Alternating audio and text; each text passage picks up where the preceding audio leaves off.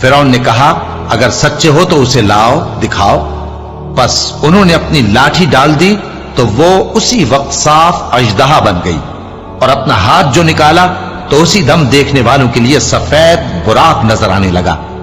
فرعون نے اپنے گرد کے سرداروں سے کہا کہ یہ تو ایک ماہر جادوگر ہے، چاہتا ہے کہ تم کو اپنے جادو کے زور سے تمہارے ملک سے نکال دے، تو تمہاری کیا رائے ہے؟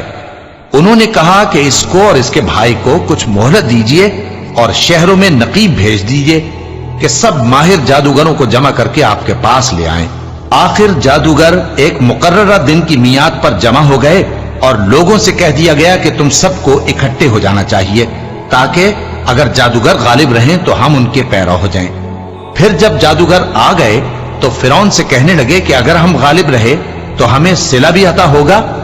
فرعون نے کہا ہاں، اور تب تم مقربوں میں بھی داخل کر لیے جاؤ گے۔